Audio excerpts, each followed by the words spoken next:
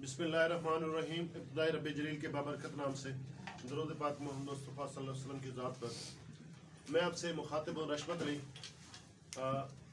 MPhil physics, assistant professor of physics, Khwaja Farid post graduate college Rahim Yar Khan, physics zone की तरफ से lecture number 8 chapter number 18 FSc physics second year, उसका आज का जो लेक्चर है वो है operational amplifier as an inverting amplifier.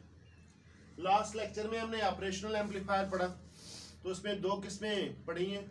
तो एज सच उसकी करैक्टरिस्टिक भी जान चुके हैं, जिसमें हाई इनपुट रेजिस्टेंस है और लो आउटपुट रेजिस्टेंस है, ओपन लूप गेन है जो कि बहुत ज़्यादा हाई है। हम देखते हैं कि ऑपरेशनल एम्पलीफायर एज इन्वर्टिंग कैसे काम करता है। आज के इस लेक्चर में एक तो हमें उसकी सर्किट डायग्राम देखनी कैसे बनाया जाता है, दूसरा उसके साथ हमने देखना है वर्चुअल ग्राउंड क्या है, और तीसरा इस operational amplifier as inverting amplifier के तौर पर तो उसकी वोल्टेज गेन क्या होगी, कैसे मालूम करेंगे, वो कौन से फैक्टर्स हैं जिन पे वो डिपेंड करते हैं। सबसे पहले वो सर्किट जिसमें ऑपरेशनल एम्पलीफायर एज इन्वर्टिंग इस्तेमाल करते हैं, तो उसमें से जैसे कि हम जानते हैं ऑपरेशनल एम्पलीफायर का ये सिंबल है, दो इसकी इनपुट है, एक पॉजिटिव और एक नेगेटिव, एक इसकी आउटपुट है।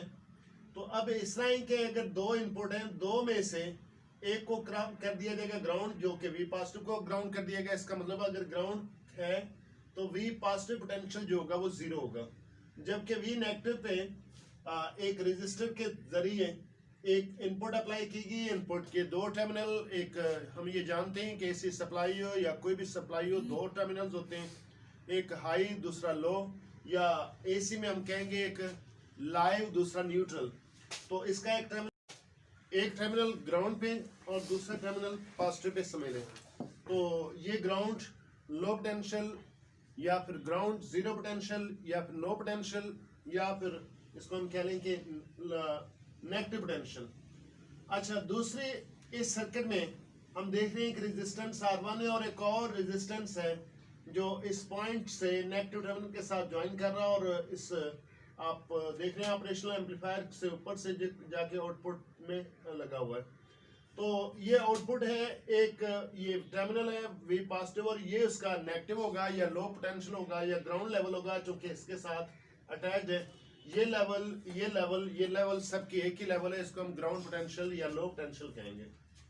तो लिहाजा हम देख रहे हैं इस सर्किट में V I applied at the inverting negative पे टर्मिनल पे प्रो R1, और वी ओ जो ना आउटपुट वोल्टेज है। नॉन इन्वर्टिंग वोल्टेज जो वी पॉजिटिव है उसको हमने जीरो किया हुआ है या ग्राउंड किया हुआ है, it's potential V positive will be zero. ये इसके साथ हमें दिखाया गया। अब नेक्स्ट चलते हैं इसका वर्चुअल ग्राउंड प्रिंसिपल। ये एक शॉर्ट क्वेश्चन भी है, उसमें भी आना है what is the virtual ground principle. Virtual और एक्चुअल दो लफ्ज हैं, रियल वर्चुअल दो लफ्ज इस्तेमाल करते हैं। वर्चुअल कहते हैं रियल कहते हैं हकीकी, और वर्चुअल कहते हैं गैर हकीकी। यानी असल में कहीं और चीज़ हो ग्राउंड पे, लेकिन हम उस लिहाज से किसी और को हम ग्राउंड कर रहे हो, तो उसको हम वर्चुअल ग्राउंड प्रिंसिपल कहेंगे। तो हम ये जानते हैं कि ओपन लूप गेन जो है इस ऑपरेशनल एम्पलीफायर की बहुत ज़्यादा है, और ये 10⁵ है। ओपन लूप गेन का formula V over VI approximately equal to 10⁵। तो ऐसा तब मुमकिन हो सकता है, देखिए आउटपुट जो है VO वो ज़्यादा इतनी नहीं होती जितनी कि यहाँ पे बताई गई है। यानी इसका मतलब एक हम ये सोच सकते हैं कि VI शायद 1 वोल्ट है और VO जो है उसके मुताबिक कितनी होगी। हम देखते हैं VO भी इतनी ज़्यादा नहीं होती, तो इसका मतलब या तो फिर ये बहुत ज़्यादा होगी, या दूसरा मतलब ये हो सकता है कि ये बहुत कम होगी। हम इसको कहते हैं कि अगर इसको इतनी ज़्यादा समझते हैं तो फिर उस सूरत में VI इतनी कम होगी कि अप्रॉक्सीमेटली जीरो के करीब तक।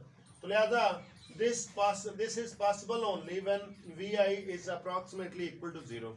और ये भी हम लास्ट लेक्चर में, प्रीवियस लेक्चर में पढ़ चुके हैं कि VI जो है दोनों का डिफरेंस है, जो एक पॉजिटिव पे और जो नेगेटिव पे, पॉजिटिव पे वी पॉजिटिव और नेगेटिव पे वी नेगेटिव, इन दोनों का डिफरेंस जो होगा वो VI होगा। यानी दूसरे लफ्जों में V positive minus V negative is approximately zero.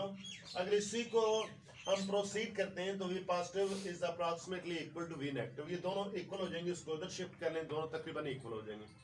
अब ये हम देख चुके हैं कि वी पॉजिटिव जो ना वो ग्राउंड पे यानी जीरो पे, अगर वी पॉजिटिव ग्राउंड पे है तो वी पॉजिटिव ग्राउंड पे है, ये है एक्चुअल, तो वी नेगेटिव भी इस अजम्पशन के तहत ये दोनों चूंकि इक्वल है अप्रॉक्सीमेटली, अगर वी पॉजिटिव ग्राउंड पे है तो इसका मतलब ये होगा वी नेगेटिव भी ग्राउंड पे होगा।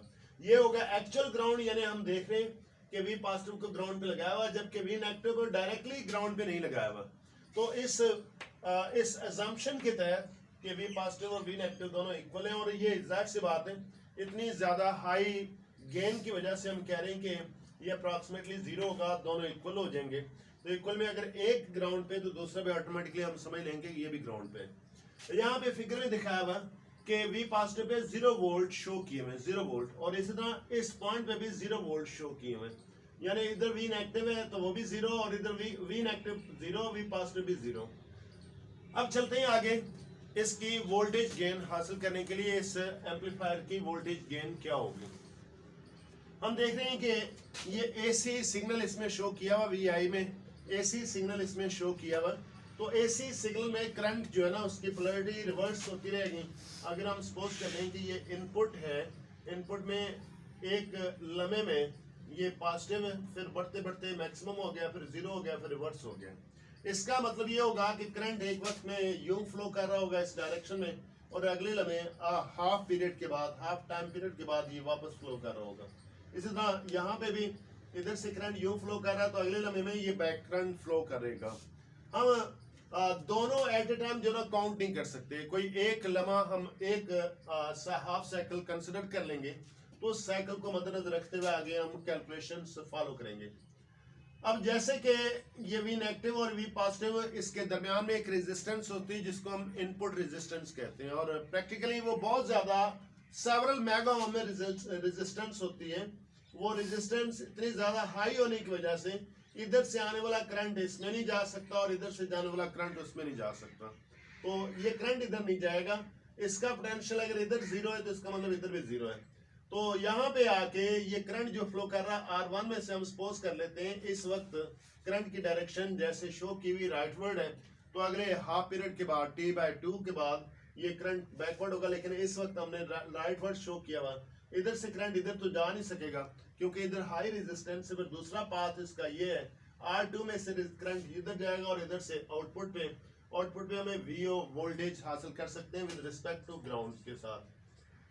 अब अगर सपोज कर लें कि ये करंट इसमें और ये करंट हमें पता चल जाए कितना है, तो हम इसकी वोल्टेज गेन मालूम कर सकते हैं। वोल्टेज गेन है क्या चीज, ये हम देखते हैं। पहली डेफिनेशन है वोल्टेज गेन की, the ratio between the output voltage VO to the input voltage VI for a operational amplifier is called voltage gain. इसको हम G से रिप्रेजेंट कर रहे हैं, तो VO ओवर VI है। ये इक्वेशन हम एक लिख लेते हैं, फर्दर इसको हम चलते हैं। अब निकालते हैं हम गेन का सिलसिला, तो इसके लिए हम पहले देखते हैं करंट I1 क्या होगा, कैसे मालूम करेंगे, ये मालूम करेंगे हम ओम्स लॉ से। ओम्स लॉ का रिलेशन क्या है, V is equal to IR, और उसमें से करंट कैसे निकालेंगे, I is equal to V over R। वो V जो हम जिक्र करते हैं कि ये करंट आपके पास सपोज कर लें I is equal to V over R है, तो ये V जो ना पोटेंशियल डिफरेंस है, 2 पॉइंट का पोटेंशियल डिफरेंस।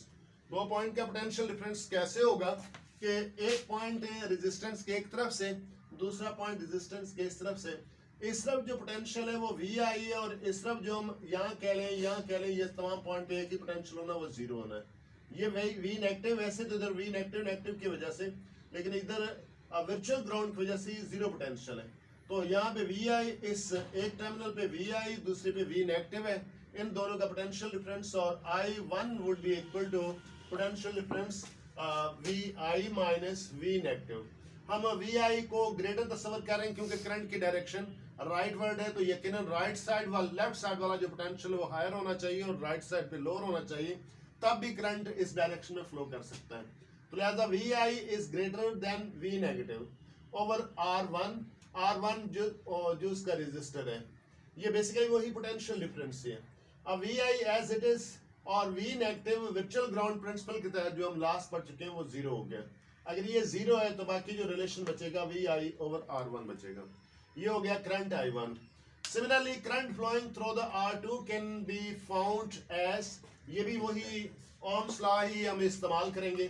तो यहाँ पे हायर माइनस लोअर, फिर वही सिलसिला है हायर का और लोअर का। क्योंकि करंट के डायरेक्शनल लेफ्ट टू राइट, तो इसका मतलब इधर जो पोटेंशियल होगा वो ज्यादा होगा और इधर वाला पोटेंशियल जो है वो कम होगा। तो V negative minus VO, V negative minus VO, जबकि V नेगेटिव हम देख रहे हैं कि 0 है और VO एज इट इज है, तो यहाँ पे नेगेटिव साइन इसके साथ आ जाएगा। हम इससे पहले देख चुके हैं कि हाई इनपुट रेजिस्टेंस है और सेवरल मेगा ओम में, और ये रेजिस्टेंस जो है ना वो उसको V नेगेटिव और V पॉजिटिव से आने वाला करंट उसको मिक्स होने से महफूज रखती है।